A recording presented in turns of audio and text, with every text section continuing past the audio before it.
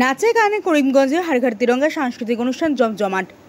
দেশের ৭৮তম স্বাধীনতা দিবসের সন্ধ্যায় জেলা প্রশাসনের উদ্যোগে এবং প্রেস ক্লাব করিমগঞ্জের ব্যবস্থাপনায় অনুষ্ঠিত হল হাড়ঘাট তিরঙ্গা সাংস্কৃতিক অনুষ্ঠান। জেলা গ্রন্থাগার প্রেক্ষাগৃহে এই সাংস্কৃতিক কর্মসূচি শুরুর আগে আমন্ত্রিত অতিথিদের সংবর্ধনা জ্ঞাপন করা হয়। এবছর মুখ্যমন্ত্রী সাংবাদিক পেনশন লাভ করেছেন প্রেস ক্লাব করিমগঞ্জের সভাপতি মিহির দেবনাথ। আজ অনুষ্ঠান মঞ্চে বিশিষ্ট সাংবাদিক মিহির দেবনাথকে সাংবাদিকরা সংবর্ধনা জ্ঞাপন করেন।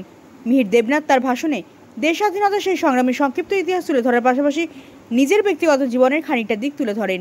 তিনি জীবনে সাংবাদিকতা ছাড়া আর কোনো পেশায় কাজ করেননি, আজীবন কলম দিয়ে সংগ্রাম করে গিয়েছেন।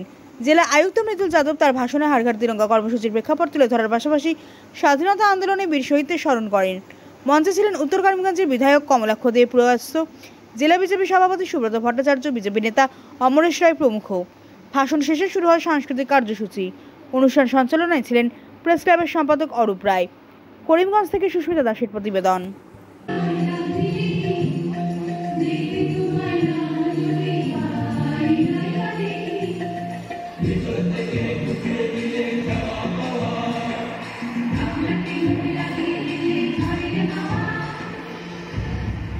করিমগঞ্জের জেলা আয়ুক্ত মহোদয়, সাধারণত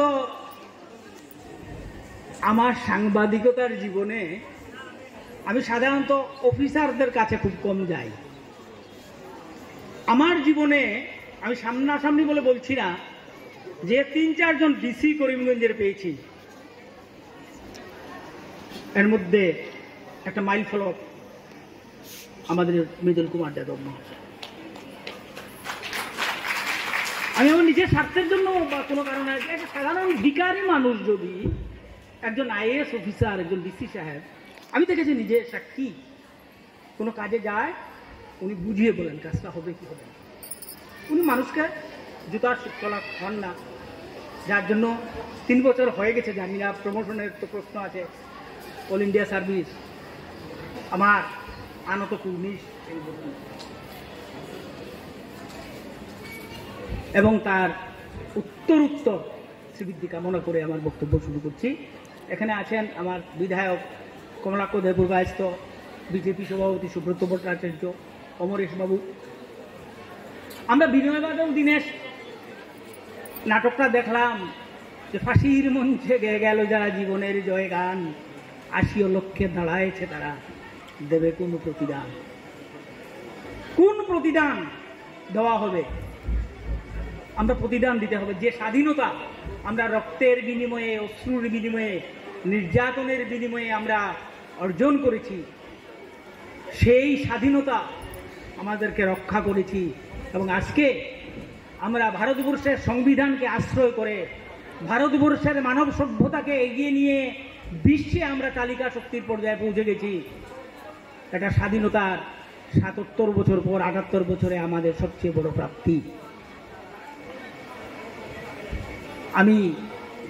আমরা করিমগঞ্জ জেলার শ্রীহট্টের অংশ।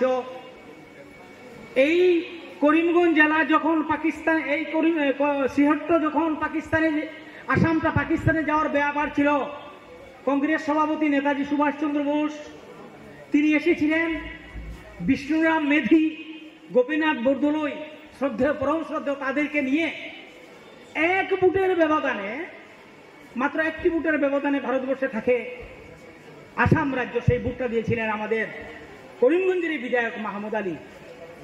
আমাদের এই করিমগঞ্জে সুরেশ দেব স্বাধীনতা সংগ্রামী, শচীন্দ্র দেব, যজ্ঞেশ্বর দাস এমন স্বাধীনতা সংগ্রামী, ডাক লুট মামলায় মা এবং ছেলে একসঙ্গে জেল কেটেছেন। এই গৌরবের পুণ্যভূমিতে দাঁড়িয়ে আগেও অনুষ্ঠানটা হয়েছে, আজকেও জেলা প্রশাসন এবং আসাম সরকার এই অনুষ্ঠানটা করছেন, এর জন্য ধন্যবাদ। पार्टिसिपेंट्स और उनके पेरेंट्स सभी को मेरा बहुत बहुत नमस्कार। आप सभी को स्वाधीनता दिवस की बहुत बहुत शुभकामनाएं। माननीय प्रधानमंत्री जी के निर्देश में हमारा हर घर तिरंगा जो कार्यक्रम चल रहा है, उसमें आज हर घर तिरंगा कॉन्सर्ट, म्यूजिकल कॉन्सर्ट और या सांस्कृतिक अनुष्ठान करने के लिए जिम्मेदारी हम लोग को दी गई थी, जो जिला प्रशासन आज प्रेस क्लब के साथ मिलके ऑर्गेनाइज किया है। आशा करते हैं कि आप सभी को ये कार्यक्रम पसंद आएगा और आप लोग यहाँ से एक अच्छा सुनहरा शाम का एक मौका लेके जाएंगे।